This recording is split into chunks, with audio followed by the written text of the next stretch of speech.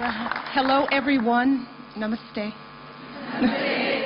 It is a pleasure and an honor to be here in India. Everyone, please sit. Who can sit? Rest. It's warm. We are thrilled to be here and to have a chance to spend time with so many outstanding young people from ST.XAVIER's College and so many other schools across Mumbai. Now, this is my first trip to India, but it is not my first exposure to India's wonderful culture and people. You see, I grew up in Chicago, which is a city with one of the largest Indian American communities in our country.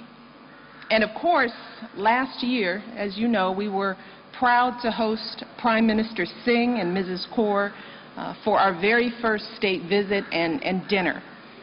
It was a beautiful evening under a tent on the south lawn of the White House, and we got to hear some pretty great Bhangra as well. I danced there too. So I have really been looking forward to this trip for a very long time.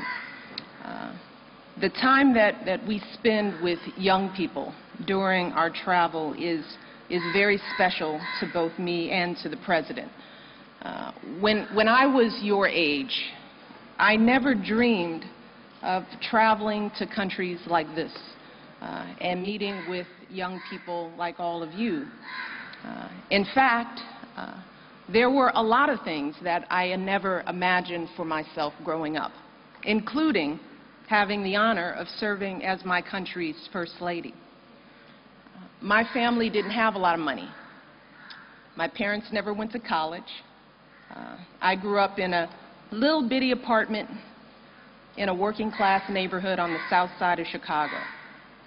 My parents worked hard to pay the bills and to keep a roof over our heads.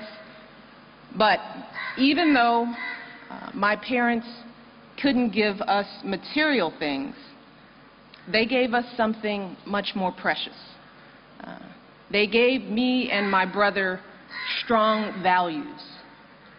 They taught us to treat others with dignity and respect. They taught us to push for excellence in every single thing we did. They taught us to be humble and to be grateful for everything we had. They taught us to put every last bit of effort into our education and to take pride in our work. They taught us that our circumstances didn't define us, and that if we believed in ourselves, if we made the most of every single opportunity, we could build our own destinies and accomplish anything we put our minds to. And I try every single day to take those lessons to heart. And the fact that all of you are here today tells me that we all share these same values, that we all learn these same lessons. You're here today because, like me and my husband, you believe in your dreams, and you're working hard every single day to fulfill them. More importantly, you're here because you've committed to something greater than yourself. You're here not just because of your academic and extracurricular activities and achievements, but because of what you've done to give back to your schools and to your communities. Your willingness to serve is critical for all that lies ahead once you finish your education. Because the truth is, pretty soon, the responsibilities for building our future will fall to all of you. Soon, we're going to be looking to your generation to make the discoveries and build the industries that will shape our world for decades to come. We'll be looking to you to protect our planet. We're going to be looking to you to lift up our most vulnerable citizens. We're going to be looking to you to heal the divisions that too often keep us apart. And I believe that you and your peers around the world are more than up to the challenge. Because I've seen it. firsthand right here in India. Just yesterday, I had the wonderful opportunity to visit an organization called Make a Difference. It's an amazing program designed and run by young adults who recruit other young people, outstanding college students like themselves, to mentor and teach children who, as the founder said, haven't had the same chances in life as many of the mentors have had. These young volunteers understand and believe in something very simple, that all children, regardless of their circumstances, deserve the same chance to get educated and to build productive and successful lives. And I know that many of you here today are doing equally important work in your communities and your schools. Everything from holding camps for kids in need, to teaching computer literacy skills, to finding new ways to conserve energy.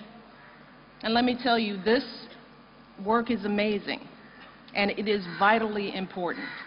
And that is why, as First Lady, I have tried my best to engage young people, not just in the United States, but around the world, letting them know that we believe in them, but more importantly, that we need them. We need you. We need you to help solve the great challenges of our time.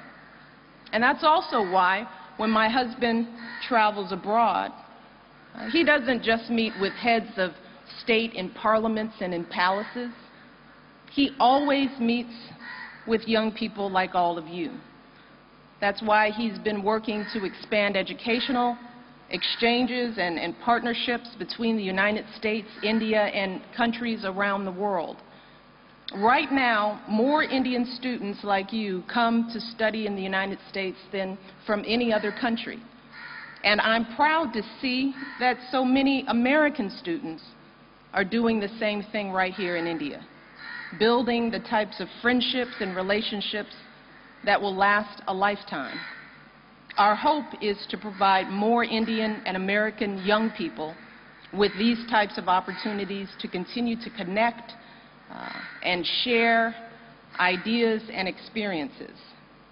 And finally, my husband is also working to encourage young entrepreneurs everywhere to start businesses, to improve the health of our communities, and to empower our young women and girls.